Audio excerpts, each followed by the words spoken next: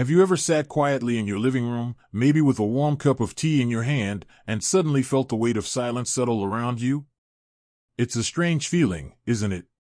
One moment you're perfectly fine, and the next, there's a little ache inside, a longing for laughter, for conversation, for someone just to be there. If that sounds familiar, I want you to know, you're not alone. Feeling lonely after 70 is more common than people realize, and it's nothing to be ashamed of. In fact, acknowledging it is the first powerful step toward changing it. Today, we're going to talk about something so important, how to build joy and connection again, even if your family is far away or busy with their own lives. Because your happiness, your sense of belonging, should never be dependent on someone else's schedule. There are wonderful, meaningful ways to fill your days with warmth, laughter, and new relationships. And the best part is, you already have everything you need inside you to make it happen. One of the most beautiful ways to combat loneliness is by rediscovering hobbies that light you up inside. Think back to when you were younger. Was there something you loved to do but somehow lost along the way? Painting, gardening, singing, fixing old radios, writing poems, sometimes the things that once made us feel alive are still quietly waiting for us to pick them back up. Hobbies aren't just a way to pass the time, they connect you to passion, creativity, and even to new communities. Maybe it's joining a painting class at the local community center or signing up for a gardening club. When you share a common interest with others, conversations flow naturally. Friendships begin not from forced interactions, but from shared smiles over a brushstroke or a freshly planted flower bed. And speaking of natural connections, another wonderful way to bring more joy into your life is to volunteer your time. You might be surprised just how many places would love to have someone with your life experience and kindness. Whether it's reading to children at the library, helping out at a local food bank, or just spending time visiting with others at a senior center, volunteering doesn't just help others. It fills your heart in ways that no amount of television or solitary hobbies ever could. You'll meet people of all ages, hear stories, share laughter, and most importantly, feel needed and appreciated, which is something we all crave, no matter how old we are. Now, with those first two beautiful steps in mind, let's continue exploring even more ways to build that deep, lasting joy and connection that you deserve every single day. Sometimes, the hardest part about feeling lonely is thinking that you're the only one feeling that way. But the truth is, so many others around you are hoping for a simple smile, a friendly conversation, a moment of shared laughter. That's why one of the simplest and most powerful ways to build connection is to start small, right where you are. A warm good morning to the neighbor walking their dog. A kind comment to the cashier at the store. A little wave to someone you often see but haven't spoken to yet.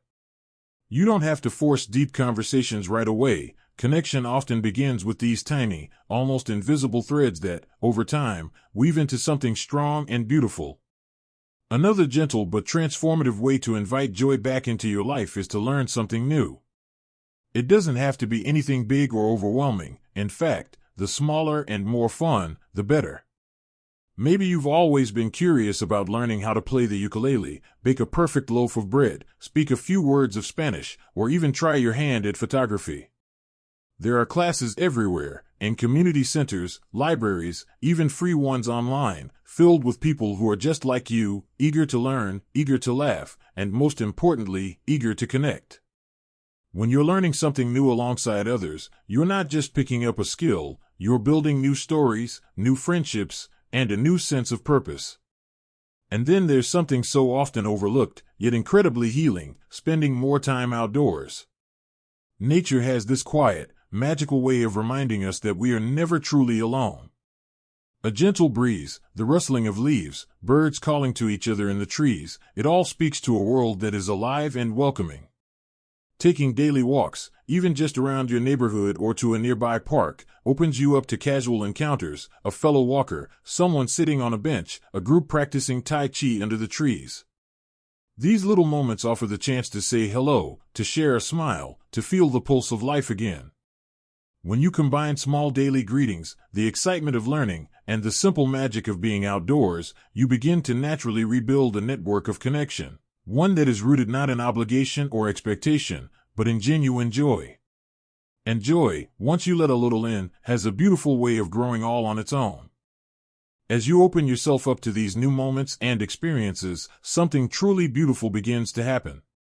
You start to realize that joy doesn't always come from grand events or deep lifelong bonds. Sometimes it's stitched together from small, everyday connections that warm your heart without even trying. And as those moments build, so does your sense of belonging. Another tender way to deepen your joy and connection is to invite companionship into your life in a different form, by caring for a pet. Now, I know this isn't for everyone, but for many, having a dog, a cat, or even a little bird can make all the difference in the world. Animals have a way of loving us unconditionally, of giving us purpose each day, of reminding us that we are needed and loved.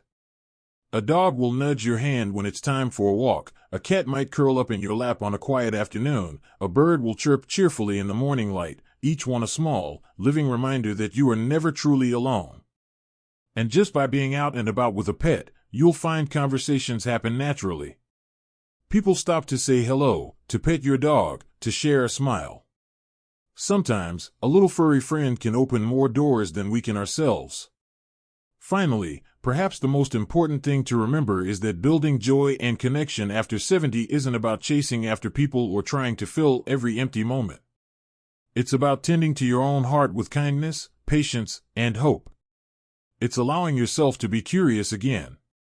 It's giving yourself permission to feel excited about little things, a new book, a sunrise, a friendly face at the coffee shop. Joy often sneaks in when we least expect it, but only if we make a little room for it to land. You are not forgotten. You are not invisible. The world still needs your smile, your wisdom, your laughter. And while loneliness might whisper that you're on your own, the truth is, connection is always waiting for you, sometimes just around the next corner, sometimes right inside your own beautiful spirit. So today, maybe take that first small step. Say hello. Try something new. Step outside and breathe in the fresh air. The life you deserve, one full of warmth, friendship, and joy, is still yours to create, one day at a time. If you felt inspired by this video, I'd love to hear your thoughts in the comments below. Share a story, a hope, even just a hello. You never know who might need to hear your words today. And if you found these ideas helpful, don't forget to like the video and subscribe to our channel, where we celebrate life after 60 with hope, strength, and heart. Here's to living fully, loving deeply, and finding joy in every chapter of your journey. You are never too old, and it's never too late.